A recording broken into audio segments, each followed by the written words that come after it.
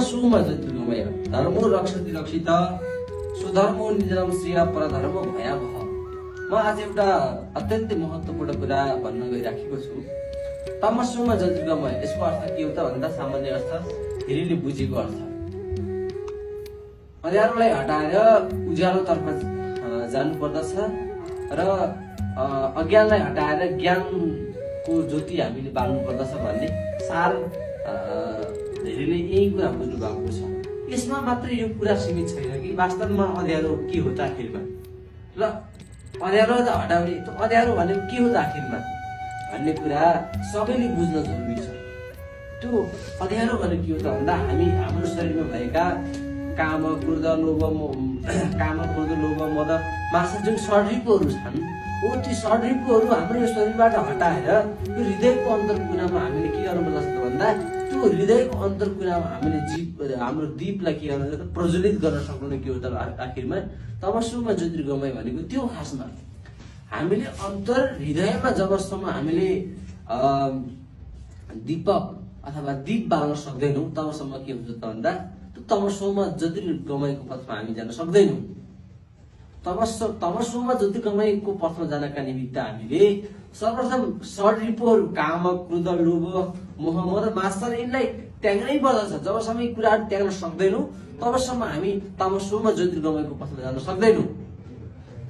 भगवान गौतम बुद्धले पनि अथवा शान्ति अग्रदूत गौतम बुद्धले पनि न उहाँ कुनै पाठशाला जानुभएको थियो न कुनै गुरुको शरणमा जानुभएको थियो।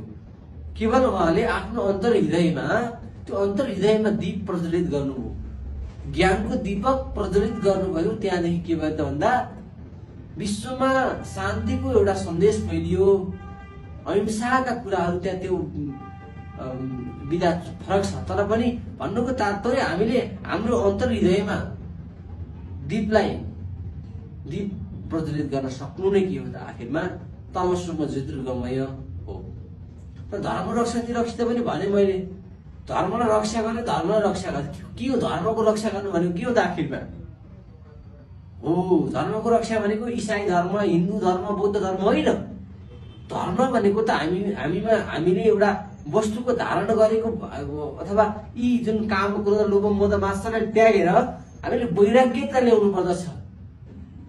जबसम्म वैराग्यता आउँदैन तबसम्म हामी धार्मिक हुन सक्दैनौँ। वैराग्य ल्याएर ज्ञान भक्ति वैराग्यद्वारा हामीले परमात्मालाई हृदयमा बसाल्नु, यो आत्मालाई कल्याण गर्नु। यो शरीर करोडौं जन्मको प्रभावले शरीर मनुष्य चोला पाएका छौँ। हो यो मनुष्य चोलालाई मुमुक्षुत्वको कारण गर्नु, मोक्ष दिलाउनु नै के हो त भन्दा धर्म हो आखिरमा। यस कारणले गर्दा हामीले पहिले ज्ञान भक्ति वैराग्य ल्याएर यो शरीरलाई अथवा हामीले वैराग्य भएर हामी भगवान भनेको के हो त आखिरमा हो? यो आत्मालाई हामीले परमात्मासँग जोड्नका निम्ति जुन साधना गर्दछौँ त्यो साधना जबसम्म हामी गर्न सक्दैनौँ तबसम्म हामी धार्मिक हुन सक्दैनौँ, धर्म पनि हामीले मान्न सक्दैनौँ। यो हिन्दू यो साम्प्रदायिक कुराहरू छोड्नु, हामी धार्मिक हुनका निमित्त हामीले अन्तर हृदयमा यो शरीर त के हो त शरीर रूपी मन्दिरमा जुन आत्मा रूपले जुन विराजमान जुन भगवान अथवा परमेश्वर हुनुहुन्छ, परमेश्वरको चिन्तन गर्नु नै के हो त आखिरमा चिन्तन गरेर आत्मालाई कल्याण तुल्याउनु नै धर्म हो। र स्वधर्मो निधनम श्रेय परधर्मो भयावह। ए बाबु यी कुराहरू तिमीले गर्यौ भने बल्ल के हुन्छ तिमीलाई? स्वधर्मो निधनम श्रेय, तिम्रो धर्म नै के हो त आखिरमा श्रेय छ। यी कुराहरू गर्यौ भने के छ तिमीलाई श्रेय छ। नत्र परधर्मो भयावह, तिमी यी परधर्म भनेको अर्को धर्म अरूले बताएका कुराहरू अमान्य कुराहरूले तिमीले महत्त्वपूर्ण ठान्यौ भने यो के हो त आखिरमा तिम्रो लागि भयावह हुन सक्दछ। यस कारणले गर्दा धर्मलाई बुझ्नुपर्छ। धर्म जबसम्म बुझ्न सक्दैनौ, धर्मलाई नबुझेका मानिसहरू धर्मको नाममा झगडा गरिराखेका छन्, धर्मको नाम कुटाकुट गरिराखेका छन्, धर्मको नाममा एउटा हिंसात्मक गतिविधिहरू बढाइराखेका छन्। यस कारणले गर्दा धर्मलाई बुझ्नुपर्दछ। धर्मले हामीलाई अनुशासित बनाउँदछ। जसको हृदयमा परमात्माको निवास छैन त्यो धार्मिक हुन सक्दैन।